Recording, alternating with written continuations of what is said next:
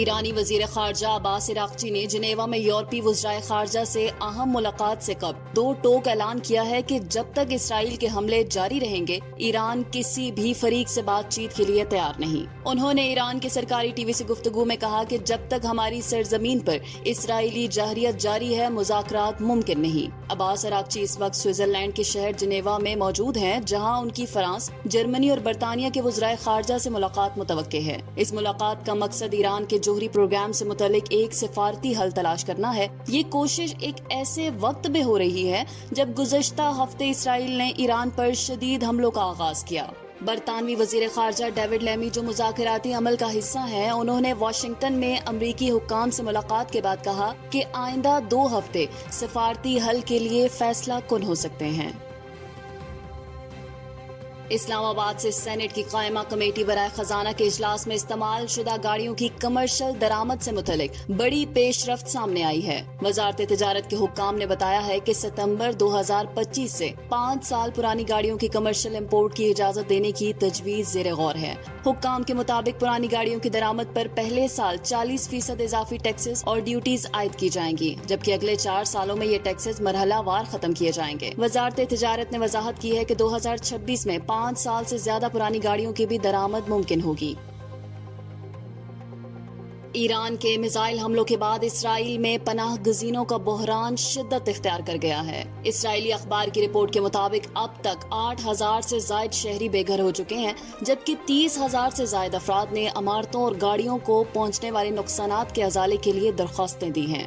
یہ درخواستیں ایران کے جوابی حملوں کے بعد سامنے آئی ہیں، جنہوں نے جنوبی اور وسطی اسرائیل کے کئی اہم شہروں جیسے ببرشیبہ، تل ابیب اور حیفا کو نشانہ بنایا۔ ان حملوں نے ملک کے اندر ایک نقل مکانی کے بحران کو جنم دیا ہے، جس سے اسرائیلی حکومت اور فوج پر شدید دباؤ بڑھ گیا ہے۔ وزیر اعظم شہباز شریف نے پاکستان نیشنل شپنگ کارپوریشن کے بیڑے میں بحری جہاز شامل کرنے کی ہدایت جاری کر دی ہے، تاکہ قومی خزانے پر سالانہ $4 ارب کا زر مبادلہ بوجھ کم کیا جا سکے۔ اسلام آباد میں اجلاس کی صدارت کرتے ہوئے وزیر اعظم نے کہا کہ PNSC کے پاس بحری جہازوں کی کمی کے باعث ملک کو سمندری تجارت پر بھاری مالی نقصان برداشت کرنا پڑ رہا ہے۔ اجلاس میں وزیر اعظم کو بتایا گیا کہ PNSC کے پاس اس وقت 10 جہاز موجود ہیں جو مجموعی طور پر 7,24,643 ٹن کارگو لے جانے کی صلاحیت رکھتے ہیں۔ وزیر اعظم نے ہدایت کی ہے کہ 2 ہفتے کے اندر ادارے کا جامع بزنس پلان پیش کیا جائے، جس میں سالانہ نقصان سے بچاؤ کا واضح لائحہ عمل شامل ہو۔ اجلاس میں وفاقی وزراء احد خان چیمہ، جنید انور چودھری اور دیگر اعلیٰ حکام نے شرکت کی۔ ایران کے سپریم لیڈر آیت اللہ خامنائی نے ایک تازہ بیان میں کہا ہے کہ صہیونی دشمن کو سزا دینے کا عمل جاری ہے اور یہ سلسلہ رکے گا نہیں۔ ان کا کہنا تھا کہ اسرائیل جارحیت کے خلاف ایران کی کارروائیاں ایک منصفانہ رد عمل ہے۔ اس بیان سے کچھ دیر قبل ایران نے ایک بار پھر اسرائیلی علاقوں پر میزائل داغے، جن سے جنوبی اسرائیل کے شہر بیر شیبا، دیمونا اور بیر سبا سمیت کئی مقامات پر بھاری نقصان ہوا، جبکہ کم از کم 5 افراد زخمی ہوئے۔ اسرائیلی فوج نے ایرانی بیلسٹک میزائل حملے کی تصدیق کر دی ہے، جس سے خطے میں کشیدگی میں مزید شدت آنے کا خدشہ ظاہر کیا جا رہا ہے۔ ملک بھر میں پری مونسون سیزن کا باقاعدہ آغاز ہو گیا ہے، جس سے شدید گرمی کی لہر ٹوٹنے کا امکان ظاہر کیا جا رہا ہے۔ محکمہ موسمیات نے آئندہ 3 روز کے دوران بلوچستان، پنجاب، خیبر پختونخوا، گلگت بلتستان اور کشمیر میں بارشوں کی پیشگوئی کی ہے، جبکہ سندھ میں بھی کل سے کئی مقامات پر بارش ہونے کا امکان ہے۔ کراچی میں چند روز قبل مونسون سسٹم داخل ہونے کے بعد مختلف علاقوں میں گرج چمک کے ساتھ بارشیں ہوئیں اور ٹھنڈی ہوائیں چلنے لگیں، جس سے موسم خوشگوار ہو گیا۔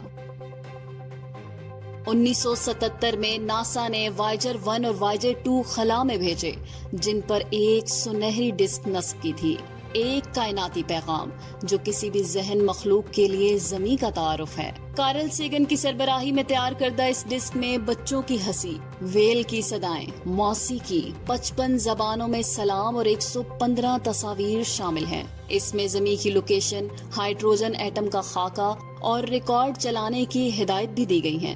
یہ پیغام صرف خلائی مخلوق کے لیے نہیں بلکہ انسانیت کے لیے ایک امید اور امن کا استعارہ ہے۔ کائنات کے نام ہماری کہانی۔